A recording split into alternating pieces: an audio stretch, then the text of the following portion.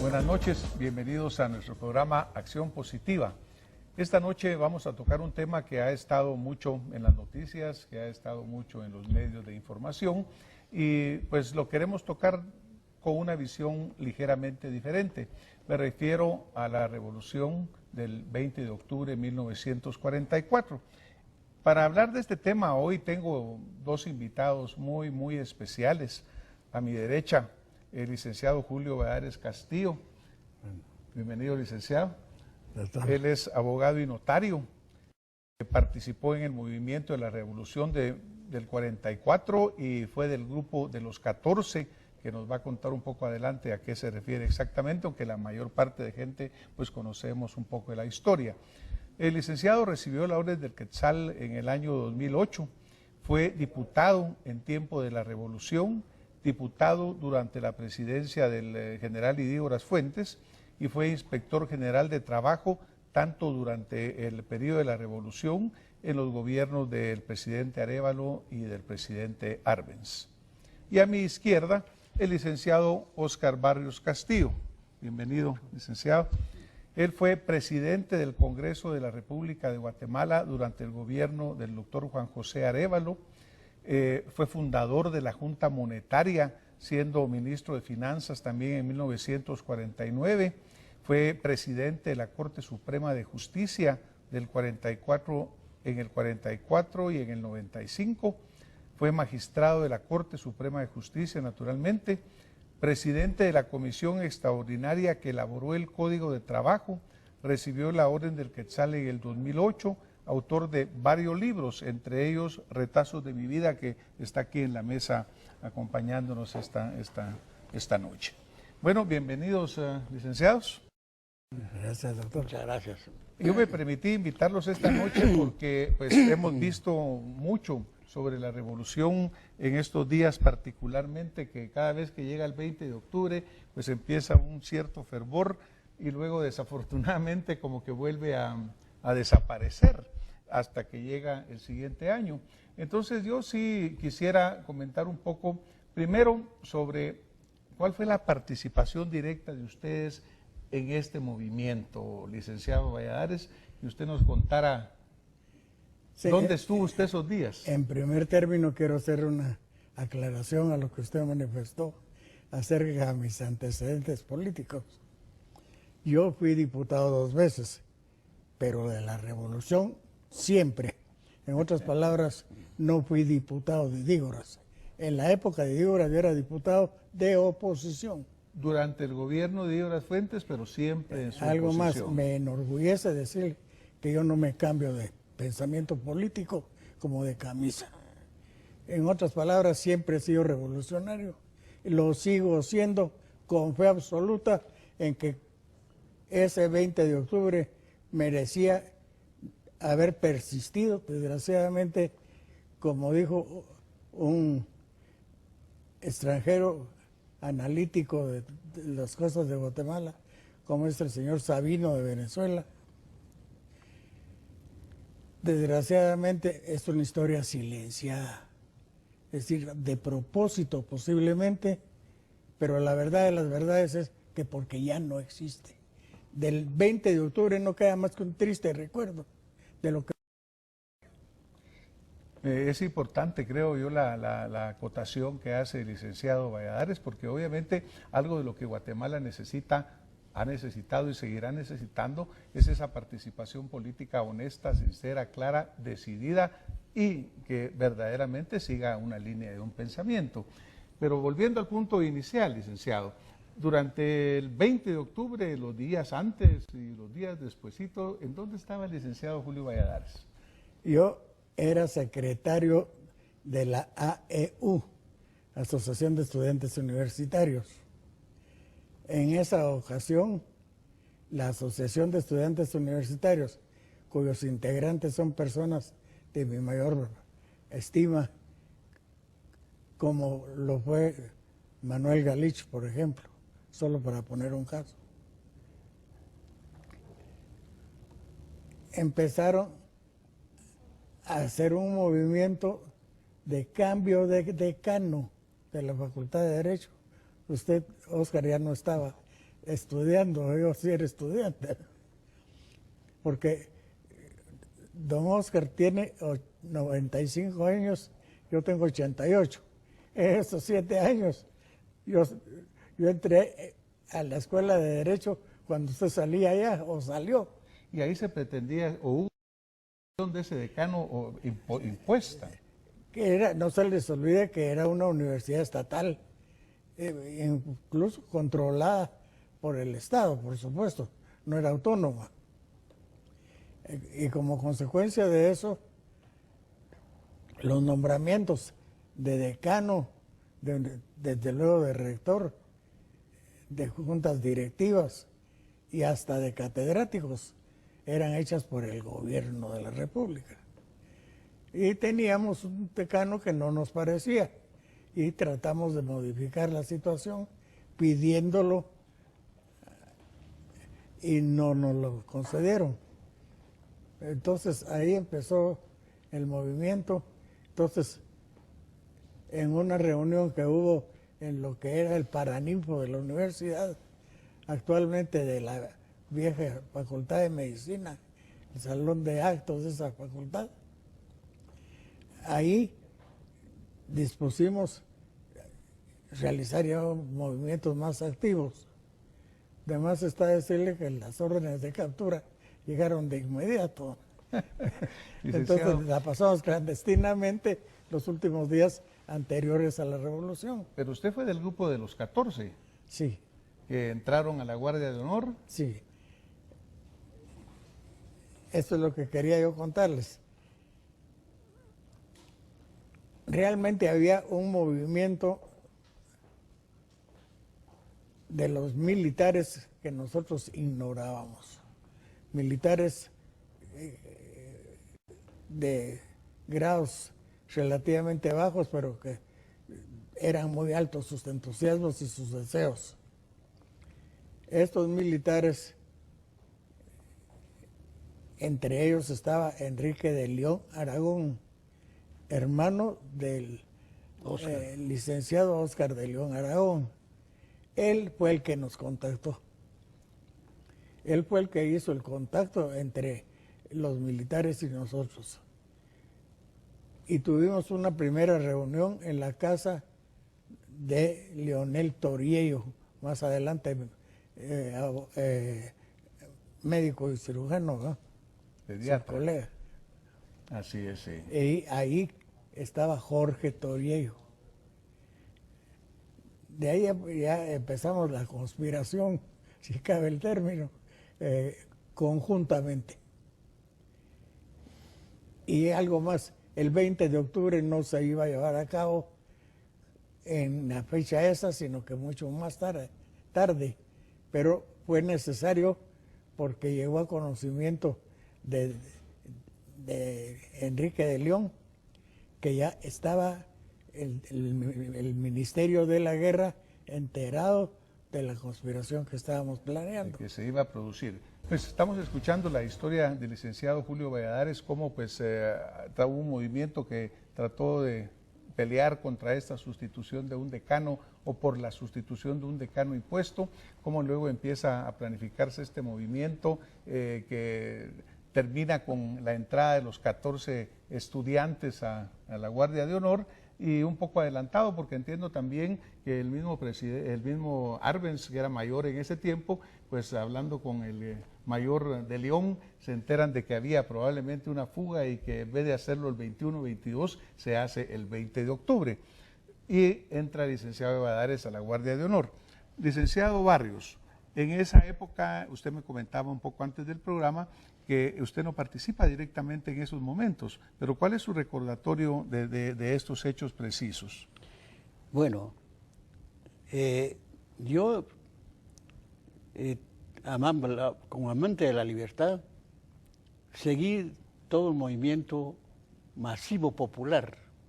Yo estuve del lado de los maestros, soy el firmante del manifiesto de los 311. Que se le entrega al general Ubico. Sí. Luego, participación directa yo no tuve. Yo estaba precisamente en mi oficina, yo me recibí el 23 de diciembre de 1943. Yo ya estaba ejerciendo la profesión cuando los muchachos estaban en todo eso. Yo estaba enterado de los movimientos universitarios. Y a la par, como maestro que soy, estaba con mi gremio. Y salíamos a las calles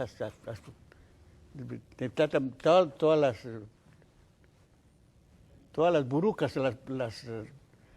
los movimientos populares que hubo, las manifestaciones, ahí estaba yo. Y que lamentablemente es cuando fallece María Chinchilla también. María Chinchilla fue, sí, porque había un grupo de mujeres muy valientes que participaban en eso. Debe decir, pues, la revolución en sí se inicia con todos esos movimientos. Luego se establece la Junta Revolucionaria. A continuación, yo recuerdo el artículo el primer artículo que publicaron, la primera ley, clausurando la Asamblea Nacional.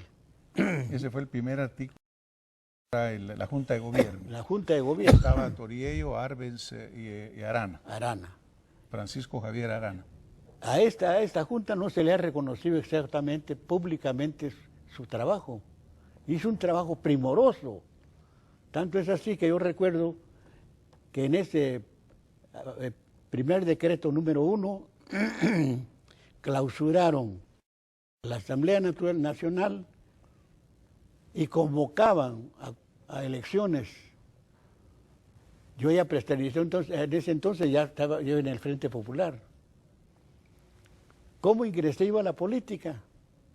Pues resulta que en 1943 yo me recibí con una tesis que gustó, que se llamaba Juez de Familias, 20 años antes de que se establecieran los tribunales.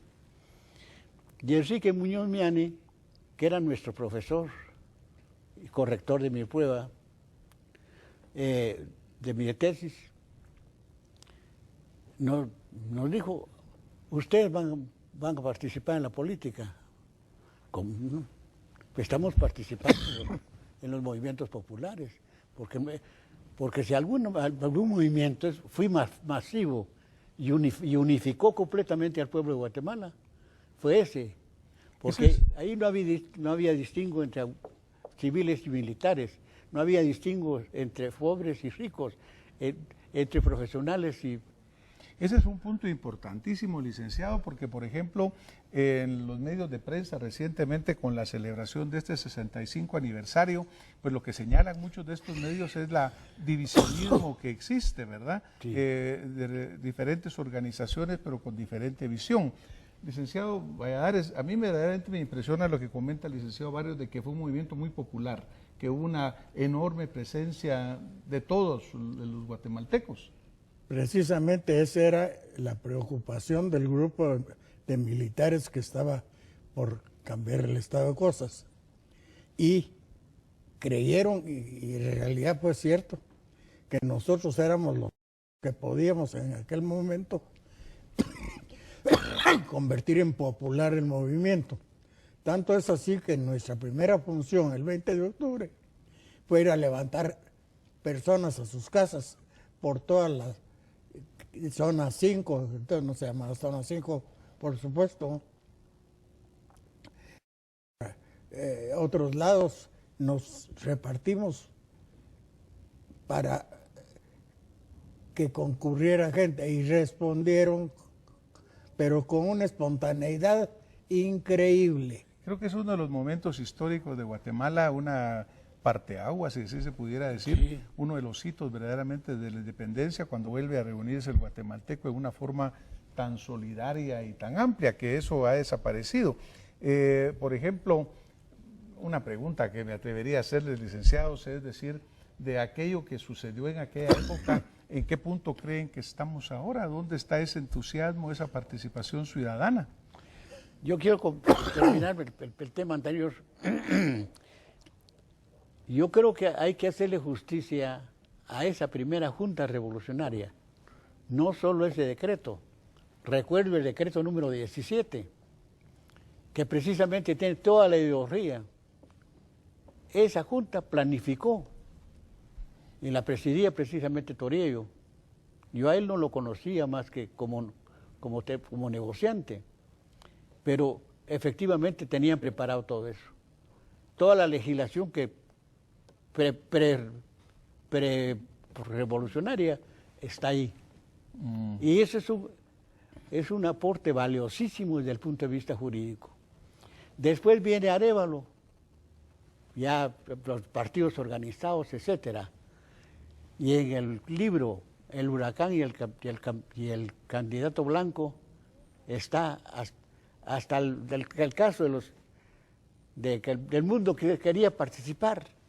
Por ejemplo, los limpiabotas del parque, ellos hicieron su alcancía y 25 centavos diarios tenía que... Y después eso se lo vuelven a entregar a Arévalo. Era una cosa hermosísima. Una verdadera respuesta popular. Arévalo viene de Argentina, Tucumán, el 1 de septiembre del 44. Me recuerdo que el licenciado Juan José Orozco Posada lo llama, lo trae, y él acepta venir inmediatamente, ¿no? Por ejemplo, cuando usted habla del socialismo espiritual del presidente Arévalo y de todo esto, pues que viene a ser un verdadero cambio en la historia. Vamos a tener que ir a un corte, pero regresamos un momento con más Acción Positiva. Bienvenidos de nuevo al último segmento de Acción Positiva. Yo tengo acá en mis manos la Constitución Política de 1945, que es resultado de esa constituyente que se convoca y que pues plasma en una parte importante el resultado tanto del estatuto político, tanto de lo que ordena pues este triunvirato, este grupo de gobierno, y pues va a esta constitución. Sin embargo, hay muchos comentarios, por ejemplo, el licenciado Alfonso Bauer Pais, él comentaba de que los festejos que actualmente se hacen le parecen falsos, ¿verdad? Y también el licenciado Barrios, en unas declaraciones que da en los medios, hace notar que se ha perdido mucho el espíritu de esa revolución del 44. Por ejemplo, uno de los puntos claves es que cuando uno habla de constitución, pues siempre el guatemalteco habla de los diputados, y actualmente los diputados son verdaderamente poco queridos, poco estimados. Y a mí me parece muy interesante el licenciado Barrios en una parte, pues sí tenemos que mencionarlo desafortunadamente, pero en una entrevista, por ejemplo, dice el licenciado Óscar Barrios, nos comentaba, dice, a nosotros no nos importaba cuánto ganábamos, todos éramos jóvenes y con ideales. En ese momento la mayoría de diputados tenía una edad media de 25 años y conjugaban un trabajo en el hemiciclo con sus clases en la universidad. ¿Dónde estamos, licenciado Barrios? Pues, ¿qué distancia hay de aquella época a esta? Aquí le pongo la Constitución en sus manos. Sí, mi labor revolucionaria está en el Congreso. Yo creo que Arévalo, para mí la revolución es un mosaico. La primera parte es Arévalo, la transformación política y social. Y la segunda, Arbenz, que intentó la transformación económica, especialmente con la reforma agraria. Buscaba un capitalismo más humano, no era comunismo ni cosa parecida. Arévalo dignificó, y lo utiliza en muchos textos, en muchos programas. Dice, es necesario mantener la dignidad nacional y la dignidad personal. Y dignificó al obrero, dignificó al campesino, reconoció, quitó la ley de vagancia, quitó una serie de... El boleto de vialidad, por ejemplo, que era una esclavitud disfrazada.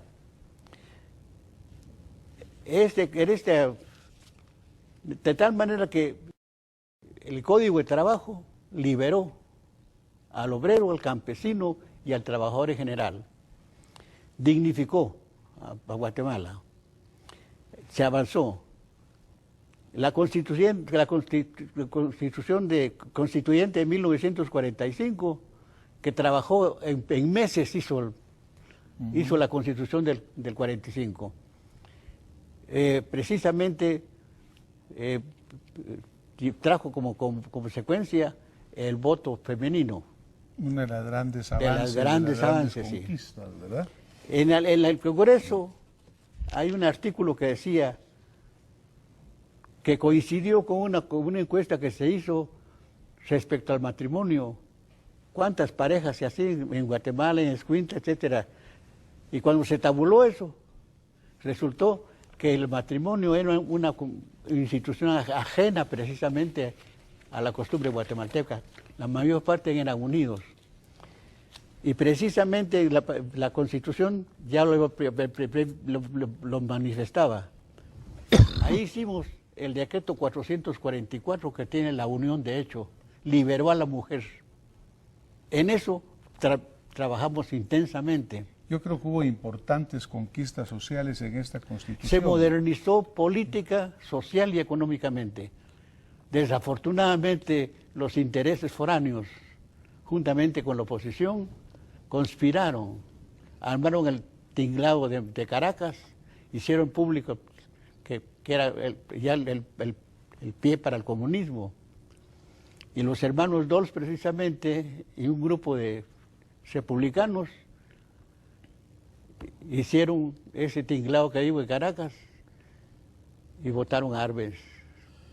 Desde entonces vienen nuestras desgracias. Desde entonces, ahí está la raíz de especialmente. Si hubiera evolucionado todo esto, seríamos un pueblo culto, un pueblo autónomo, un pueblo autárquico. Gracias, licenciado. Vamos a oír al licenciado Valladares en cuanto también a los aspectos de la Constitución política. Antes, fuera de cámaras, hablábamos un poquito de algunos aspectos que a usted le llamaban la atención. Siempre en este tipo de revoluciones, en este tipo de movimientos se produce diferentes puntos de vista, ¿verdad? Y claro, yo creo que la parte importante nuestra es poder tener la capacidad de análisis, de conocimiento para analizar a lo largo de la historia lo que verdaderamente sucede.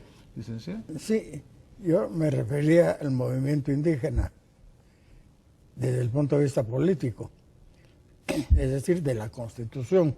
Lo que se trató fue de considerar a los indígenas como niños de pecho que había que ayudarlos, pero bajo el patrocinio de los mayores de edad, lo cual realmente no es así, al extremo de que los dos gobiernos, el de Arbenz y el anterior de Arévalo, que yo recuerde, no hicieron mayor cosa, por contrario. Por ejemplo, los que eran muy conocidos en las épocas anteriores a la revolución del 20 de octubre, los propiedades de las municipalidades desaparecieron y lo repartieron entre los propios ciudadanos que los aprovecharon de una manera o de otra, o los desaprovecharon, que es lo peor. Que eso es lo que pasa muchas veces. Obviamente yo le comentaba esto, licenciado, pues porque simplemente la opinión varía, es amplia. En algún medio local se comentaba, yo les comentaba a ustedes también un poco antes del programa, que se decía que la revolución del 44 había llegado a 65 años, su edad de jubilación. Entonces, mi pregunta sería, uno, ¿vive la revolución del 44? ¿Quiénes serían sus legítimos herederos? ¿Me permite la palabra? Por favor, licenciado. Vea, tuvimos que esperar 63 años para que abrieran las ventanas de la política y aceptaran el movimiento, el mejor movimiento y el más grande movimiento de la política de Guatemala, que modernizó y que trajo tantos beneficios: el Código de Trabajo, la Seguridad Social, la autonomía universitaria, la autonomía del municipio, etcétera. Efectivamente, la revolución se mantuvo. La Liberación dijo, ese fue un golpe de Estado simplemente, y bajo esa premisa no se abrió la revolución. 63 años, y este gobierno, por eso precisamente acepté yo, porque es la oportunidad de meternos en esto. Entonces nos reconocen ahorita. Ahorita en las escuelas tienen obligación de enseñar esto, porque antes se saltaban. Se borraba ese pedazo de la historia. En las encuestas que hicieron los periódicos, unánimemente sacaron que los hombres de 20 y 21 años no sabían quién era Arévalo, ni quién era Arbenz, ni qué había hecho. Bueno, y eso sigue siendo una realidad, pues la mayor parte de guatemaltecos, menos del 2%, estaban en una edad adulta en esa época. Licenciado, ¿qué piensa usted? ¿Vive la revolución? ¿Quiénes son sus legítimos herederos? ¿A dónde tiene que ir? La revolución inicialmente empezó a llevar a cabo una serie de conquistas sociales que en realidad eran para que perduraran. Desgraciadamente todos sabemos cómo terminó el segundo gobierno revolucionario con apoyos extranjeros, que no lo estoy diciendo yo, sino los archivos de los Estados Unidos, que con dinero del gobierno americano se llevó a cabo la contrarrevolución, y a ellos me remito. Yo no estoy inventando nada ni especulando. Bueno. Estoy simplemente citando algo que es incontrovertible. Cuando se hicieron públicos esos archivos, ahí encontramos hasta dónde llegó la traición a nuestro país que cometieron los contrarrevolucionarios. Muchas gracias, licenciados. Miren, desafortunadamente el tiempo en la televisión... Una referencia final. Por favor, sí. Pablo Neruda escribió una oda a Guatemala. En el final dice, tú fuiste la dignidad de América. Muchas gracias, licenciado. Muchas gracias, licenciado Valladares. Ha sido un gusto tenerlos acá. Nosotros vamos a tener que irnos en este momento. Me parecen lindas las palabras del licenciado Barrios. Tú fuiste la dignidad de América, Guatemala, y la tenemos que seguir siendo. Tenemos que regresar a que los guatemaltecos tomemos esos valores, trabajemos juntos como una sola identidad. No importa el color, no importa de dónde vengamos, cómo nos vistamos, pero creo que si hay algo importante en esta revolución es el hecho de que los legítimos intereses del pueblo están por arriba de cualquier otro interés. Muchísimas gracias por haber estado con nosotros esta noche y nos vemos la próxima semana con más Acción Positiva.